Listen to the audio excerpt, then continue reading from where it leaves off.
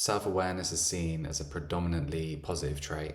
It's linked to higher levels of emotional intelligence, a greater understanding of life's goals and desires, and overall just a better sense of self, a solid connection to what feels authentic.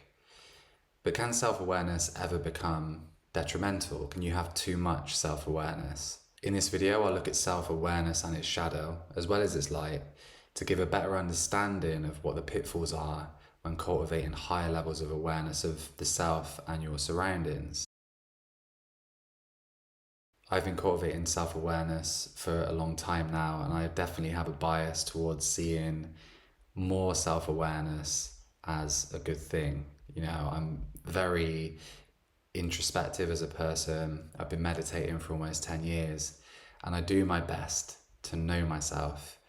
But at the same time, I've become aware over the years of the negative potential of awareness, particularly things like anxiety and paranoia. Higher awareness of the self can actually fuel quite a damaging self-image, or a way of being hypervigilant and overly conscious of the self, and how that can kind of contribute to really undesirable experiences. Psychology has a number of terms to categorize self-awareness in its various forms and disguises. Self-consciousness is something that is universal. I'm sure it's something that everyone experiences from time to time. It's being slightly too aware of the self and feeling a little insecure along with that awareness. At the extreme end of self-consciousness is what psychologists call hyperreflexivity, which is defined as excessive self-preoccupation, usually connected with more or less severe self-alienation. There are also a growing number of theories around interoception, which is the term to describe awareness of bodily processes. Anyone with health anxiety will know that if you have high sensitivity or awareness of changes in the body, it can lead to really unpleasant feelings and a lot of fear-based thoughts. Studies into interoception show that this is the case. It's not a direct correlation between higher interoception and mental health issues, but if you have higher interoception and you have a poor way of interpreting those cues, generally you're going to have higher levels of anxiety.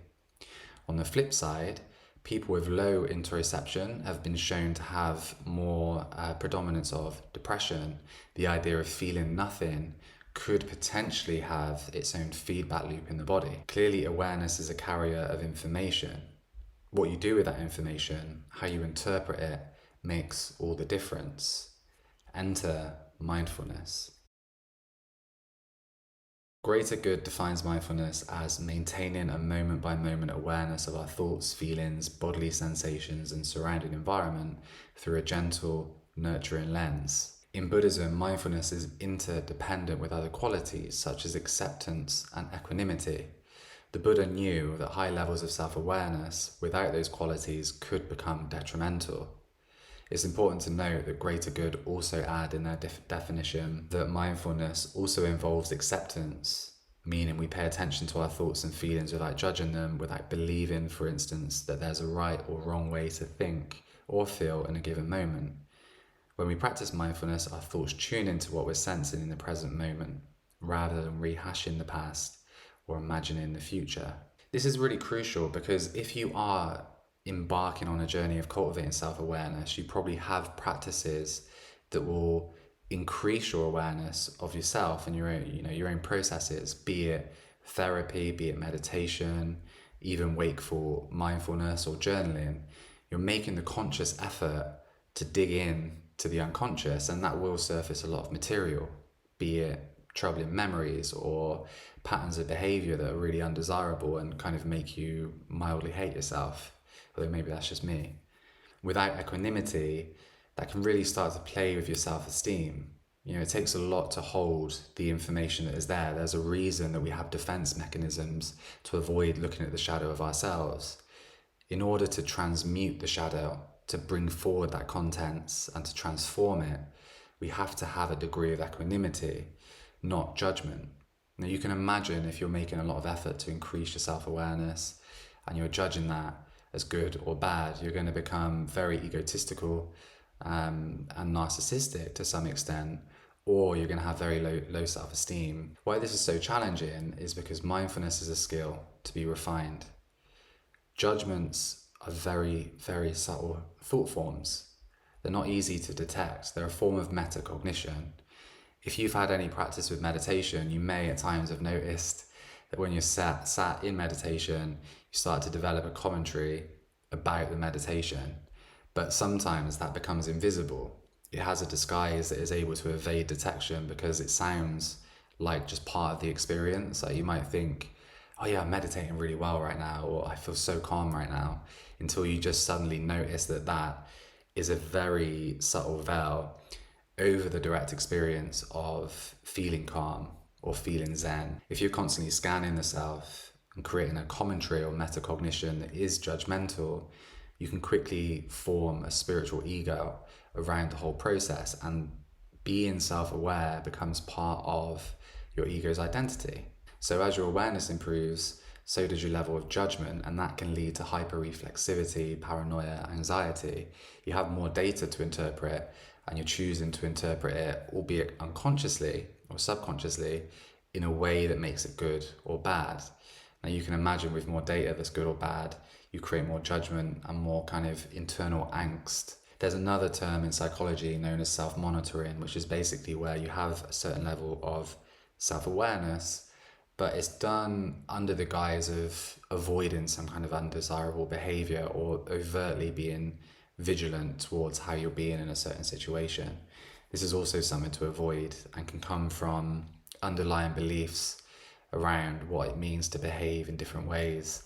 You might be really vigilant of not getting angry or upsetting people and develop a kind of people-pleasing tendency, which isn't really mindful or authentic. You know, mindfulness in its true form is also aware of metacognition and would detect these different thought forms or beliefs or commentaries that are causing you to behave in ways that aren't truly authentic.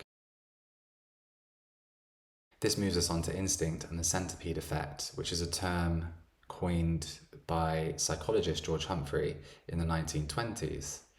Humphrey noticed that if you consciously think about a process that is generally automatic, your performance is impaired. He used the term centipede effect linked to a poem about a centipede who was happily walking along the street when a toad, playing the role of a trickster, asked it which leg moves first. The centipede then started to think about how it was walking, and as a result became paralyzed. It didn't know what leg to move first. It got stuck and it couldn't really move anymore, right? We've all been there to some extent when you overthink or overanalyze your behavior in a way that blocks instinctual movement or instinctual behavior. Of course, sometimes instinctive reactions are based in past experiences. It might be related to trauma or beliefs that you haven't really addressed within yourself. That's not the type of instinct that I'm talking about here. I'm talking about the instinct that connects us to the body, to our surroundings. The way that when you stop thinking about how to dance, your body moves by itself and finds its own rhythm. Or the way in which a skilled musician might play an instrument, or how you drive a car. Of course, a lot of these at one point require a learning process, but then the rest becomes subconscious. It becomes instinctive. And that's the point in which self-awareness can become detrimental if you overthink the process itself. There's a Zen proverb: when walking, walk; when eating, eat. The proverb isn't when walking, think about walking; when eating, think about eating. And that's for a reason. The centipede effect gets in the way. It impairs the walk. It impairs the way we enjoy our food. So there is a balance to be found. Equally, one of my favorite quotes from Viktor Frankl is, between stimulus and response, there is a space. In that space is our power to choose our response. In our response lies our growth and our freedom. This might seem like a contradiction to the Zen notion of when walking, walk; when eating, eat. But it isn't really. Part of the wisdom of awareness is knowing when to zoom in into behavioral patterns and the underlying mechanisms, and when to avoid zooming in and just see the bigger picture, to act in instinct, to be immersed in movement or action. In this exploration, I focus on self-awareness as like an in-the-moment practice a form of mindfulness. But there is, of course, a more broader reflective strand to self-awareness that is done not in the moment, but retrospectively. And that's a really, really important aspect of the whole sense of self-development and personal growth. I think a balance is to be found between self-awareness in the moment and self-awareness more aligned to Socrates' ethos of know thyself. The latter requires reflection, be it talking to a therapist, analysing dreams, taking on feedback from others, and understanding the wider patterns of your life and the way that you behave, and the kind of cause and effect, and the deeper emotional processes that go on within you. All the insights gained from that retrospective awareness can then be brought into the present, into what we might call witnessing the self, right? The idea of the silent witness is something that is aligned with a lot of spiritual practices, but that is distinct and different from a more engaged, reflective way of picking apart the information, picking apart the content and analysing.